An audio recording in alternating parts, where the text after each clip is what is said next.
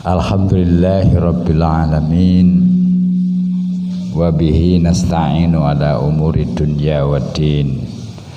Wa sallallahu wa sallama ala sayyidina Muhammadin khataman nabiyyin wa ala alihi wa sahbihi ajma'in.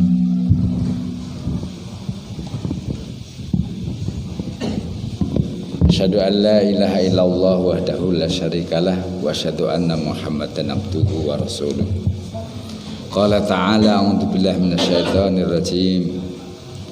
Wa ma kanal mu'minuna liyanfiru kaffah falawla nafara min kulli firqatin minhum ta'ifatul liyatafaqahu fid-din wa liyunziru qaumahum idza raja'u ilaihim la'allahum yahdharun.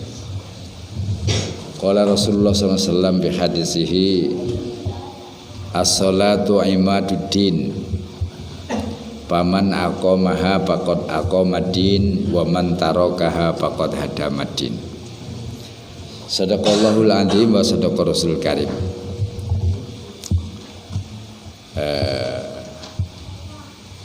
Bapak-bapak, ibu-ibu, para asatidzah yang dirahmati Allah, para santri yang saya sayangi, alhamdulillah bersyukur kepada Allah Subhanahu wa taala. Pagi hari ini kita bersama-sama berkumpul dalam rangka sholat subuh. Nah, sholat yang senantiasa menjadi pergantian malaikat malam dan malaikat siang. Kita diangkat catatan kita, dicatat, malaikat malam dilaporkan kita dalam keadaan sholat berjamaah. Kemudian sholat siang mengawali, malaikat siang mengawali menulisnya dalam catatan kita dalam sholat berjamaah.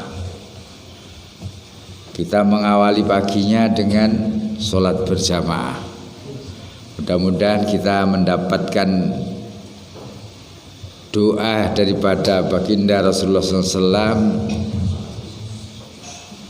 Allahumma barik li ummati bi bukhuriha.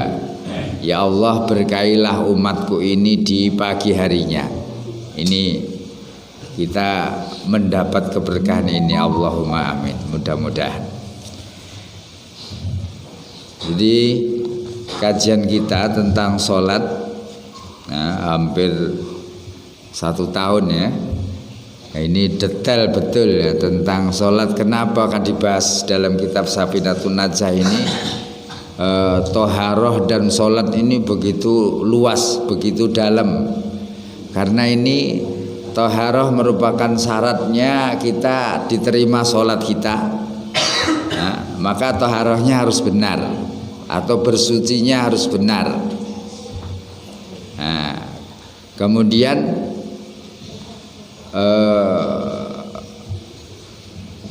sholat.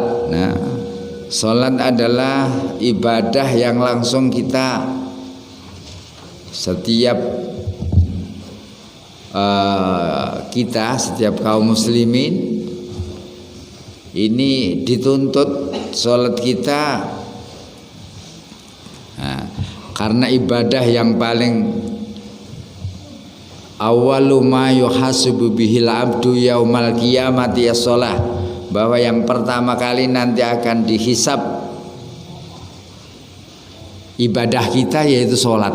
Maka kita bagaimana sholat itu baik, baik dan benar. Baik dan benar. Maka dengan kita mengkaji, dengan kita mendalami, maka sholat kita semakin baik ya, semakin baik dan semakin benar insya Allah. Jadi kalau orang tholabil ilmi, zikirnya kadang-kadang berbeda dengan orang yang pas-pasan ya. Artinya orang yang alim, orang yang pencari ilmu ini kadang-kadang zikirnya berbeda orang yang ahli ibadah. Ahli ibadah itu doanya kadang-kadang pas itu terus itu dibaca. Nah, tapi kalau orang alim, orang yang thalibul ilmi, kita mencari ilmu kadang-kadang menemukan dalam perjalanan. Yang dulu mungkin kita ketika habis sholat itu doanya ya pas-pasan ya. Artinya astagfirullah 33 kali, kemudian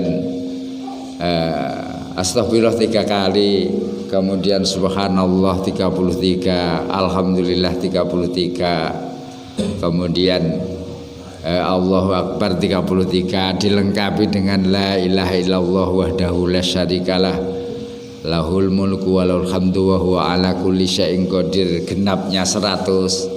Itu pokoknya, itu memang pokok.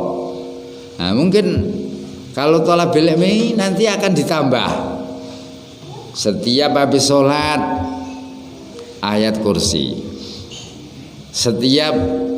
setelah ayat kursi kulhu atau trikul ya, kul huwallahu ahad, kul a'udzu birabbil falaq, kul a'udzu birabbin nas. Tatkala sholat subuh dan sholat maghrib, trikulnya 3 kali. Habis subuh kul huwallah 3 kali. Ini karena kita belajar. Begitu juga kalau kita waktu tidur ya, mungkin doa kita pas-pasan. Sebelumnya itu waktu kecil bismika Allahumma ahya wa amut. Sudah belajar sekian tahun itu juga kan gitu kan. Itu berarti kan kurang ya kan? Artinya itu tidak salah. Tapi kalau udah belajar akan ditambahi ayat kursi, akan ditambahi trikul. Itu perjalanan seorang alim itu kadang-kadang wiridnya, kadang-kadang dzikirnya berubah karena sudah tambah ilmunya tadi.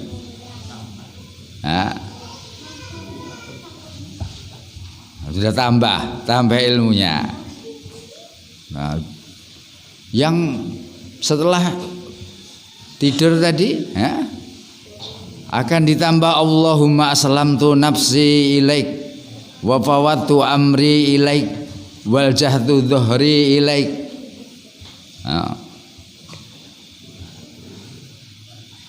Rahbatan ilaik la malja'a wa la manja minka illa ilaika amantu bikitabikal ladzi anzalta.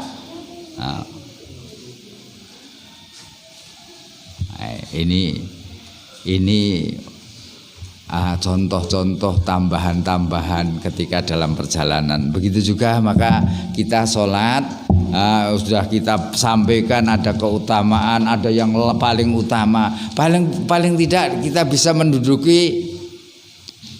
Kalau tidak bisa menduduki karena sibuknya, karena kita ta'alum mungkin, paling tidak kalau bisa, kalau ahli ibadah kan bisa mengambil yang mungkin waktunya yang utama, yang paling utama.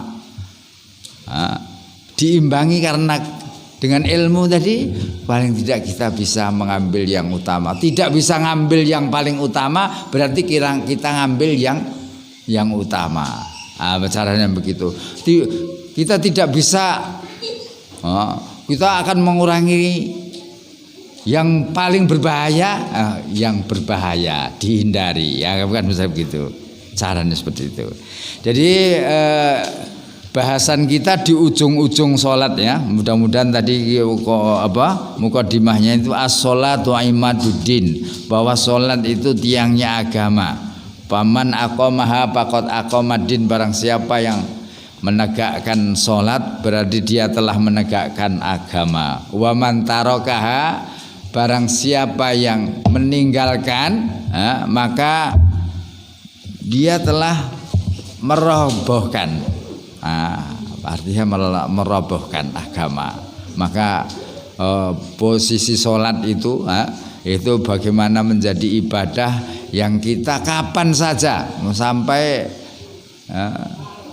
sampai orang itu meninggal ya, artinya sampai orang itu masih sadar, kecuali itu masih diwajibkan sholat. Jadi sekarang pembahasan kita yaitu faslun yunbasul mayyitu li arba'i khisalin.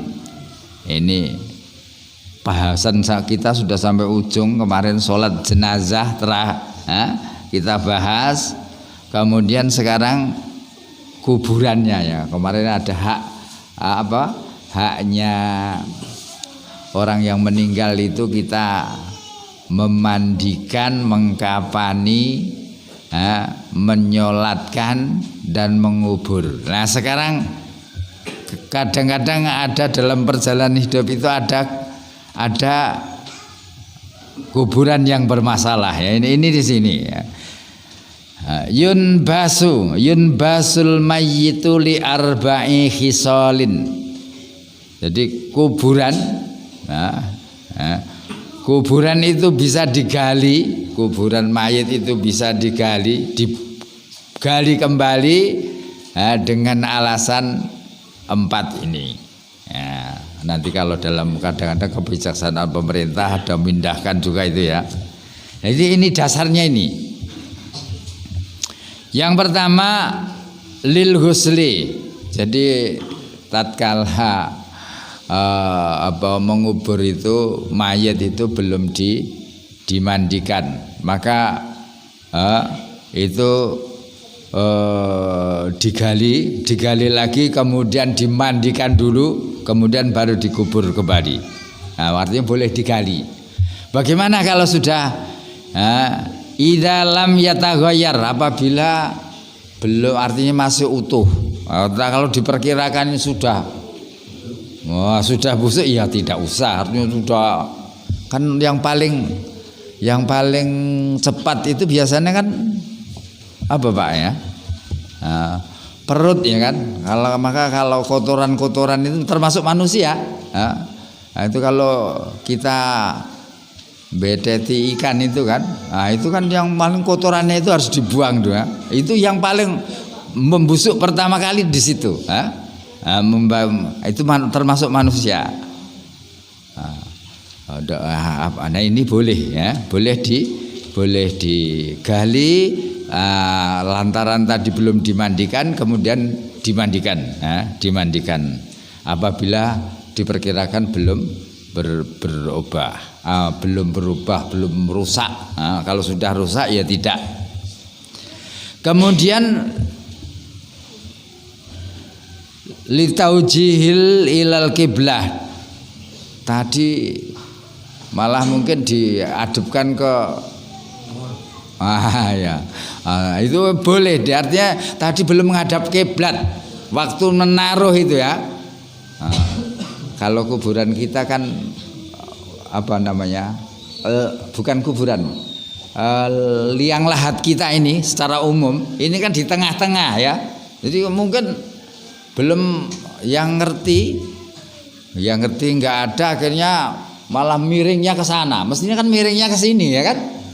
Nah ini diiringkan ke sana karena udah ngerti. Kalau ada yang ngerti langsung ditegur dari atas. Maka termasuk ketika meletakkan ya, kemarin yang sudah kita pelajari, kalau meletakkan mayit Bismillahi ala millati Rasulillah. Kalau yang pas naruh itu tidak bisa ya. Yang di atas yang di atas Bismillahi ala millati Rasulillah, berarti yang naruh tidak. Kalau bisa yang nurunkan, yang meletakkan itu mendoa seperti itu. Kalau tidak bisa yang atas sana seperti itu. Berdoa Bismillahi ala millati Rasulillah. Ya Allah, aku letakkan mayit ini atas agama Rasulullah SAW. Artinya atas nama Islam itu tadi. Jadi seperti itu. Jadi tapi kalau karena ada dua ya, liang lahat itu kalau kita umumnya di tengah, Kalau orang Sumatera biasanya penggalian begini langsung ditaruh gini ya, langsung dimerengkan gini, nanti langsung dimasukkan gini, sudah langsung otomatis miring. Ini kedua-duanya, artinya kedua-duanya dalam syariat ada, cuma beda namanya, tapi sama-sama boleh. Jadi kalau kita liang lahatnya itu di tengah, nah, hati-hati meletakkannya harus memang miringnya itu harus dimiringkan ke sebelah kanan, dikiblatkan, maka ada apa Pak namanya Pak? Gelo ya. Gelo itu apa? Ini harus ngerti juga ya. Artinya tanah yang dari yang satu kepel itu untuk ganjel, biar mayatnya itu tidak lurus atau tidak tegap gini, tapi ada kemiringan. Nah, itu gunanya seperti itu. Ya, kok mendadak harus pakai 7 atau berapa? Ya utamanya tuh kita ngikuti para orang-orang terdahulu saja, bahwa witir atau ganjil lebih utama daripada yang genap, karena Allah pun ganjil. Karena Allah satu kan, artinya sebenarnya ngambil dari itibar dari situ. Pokoknya ulama itu ketika bicara itu kadang-kadang kita belum ngerti pun, oh dia mesti ada sandarannya, bukan ngawur gitu ya. Ada sandarannya bukan ngawur. Maka kita kembalinya ke sana. Yang ketiga, ya tadi yang kedua, satu untuk dimandikan, yang kedua dihadapkan ke kiblat. Yang ketiga, walil mali idza dupina ma'ahu. Nah, diambil hartanya apabila tatkala mengubur tadi ada harta yang tertinggal di sana. Ya, nek orang Islam memang tidak diperkenankan ya. Tidak diperkenankan. Wah, jamnya bagus ditaruh di sana, malah digeruki orang nanti. Artinya kita kalau ada harta, kalau harta yang tertimbun di sana, itu suruh gali, suruh ngambil, suruh ngambil. Nah ini walil, maka gitu harus kita ambil, itu boleh digali. Walil mar'ati, bagi perempuan, idza dzufina janibuha ma'aha wa amkana hayatuhu. Apabila yang dikubur itu mayat perempuan dan qadarullah perempuan tadi ngandung, dimungkinkan yang dalam kandungan itu ternyata masih hidup, maka boleh digali, dikeluarkan, masih hidup. Gimana nanti orang-orang Bu Dukun, Mbah Dukun itu pinter ya. Ini kira-kira mati atau belum, nanti disuruh megang itu tahu. Oh ternyata masih goyang hidup, masih bernapas. Nah, itu nanti akan diambil tindakan, artinya diselamatkan janin yang masih hidup itu. Itu boleh, alasannya digali kuburannya. Ini tentang bab yang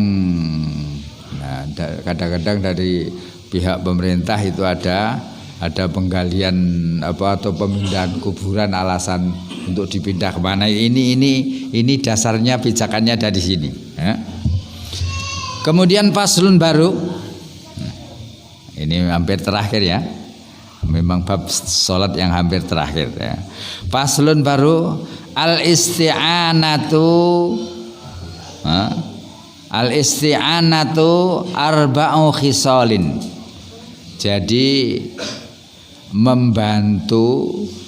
membantu seseorang dalam bersuci itu ada empat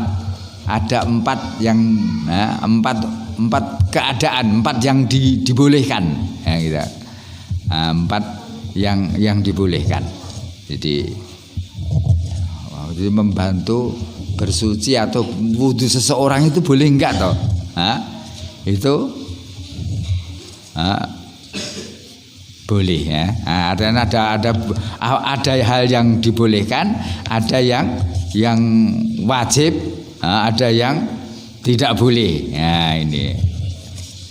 Maka yang pertama, kapan itu dibolehkan? Ya. Yang satu hukumnya mubahatun, diperbolehkan. Diperbolehkan kita membantu wudhu seseorang, atau membantu, contohnya apa? Contohnya ngambilkan air, ngambilkan air. Loh, kan dia yang mau wudhu kok diambilkan kita. Nah, itu diperbolehkan. Diperbolehkan. Jadi mubah itu adalah artinya boleh. Yang mana? Apa saja itu mubah artinya boleh, sama antara ya membantu, yang tadi mendekatkan air, ngambilkan air, atau mengambilkan debu bagi yang tayamum. Kan orangnya sudah sakit, tidak memungkinkan harus menggunakan air, itu harus debu tidak bisa ngambil, ngambil sedikit debu, terus untuk tayamum dia, itu adalah boleh. Meminta bantuan, itu hukumnya mubah, boleh. Melakukan dan tidak melakukannya, yaitu mendekatkan air, membawakan air, untuk mencuci tangannya dan yang semisal, itu diperbolehkan. Yang kedua, khilaful ula, menyelesihi yang pertama, meminta bantuan yang lebih utama, tidak melakukannya. Yang contohnya menuangkan air anggota wudhu. Ini sebenarnya, kecuali orang itu sudah ada udzur, orang-orang sehat saja, orang-orang sehat itu diminta dituangkan. Nah, itu lebih utama tidak. Kecuali orang sakit ya, orang sakit memang boleh butuh kita tolong. Tapi kalau orang sehat, itu lebih utama tidak. Nah, itu. Yang ketiga,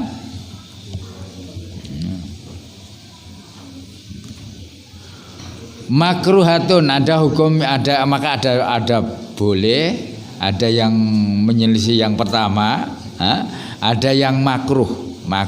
Makruh itu adalah perbuatan yang apabila ditinggalkan mendapat pahala, apabila dilakukan tidak berdosa, kan gitu pengertiannya ya kan.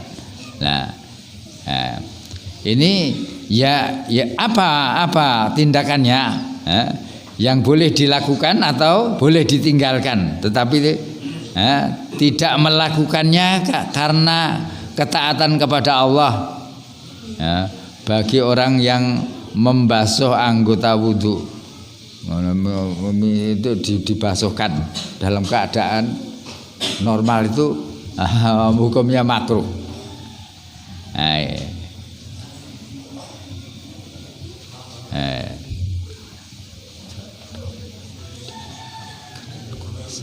Orang yang mandi gosok itu ya, orang yang biasa itu enggak ada boleh. Terus yang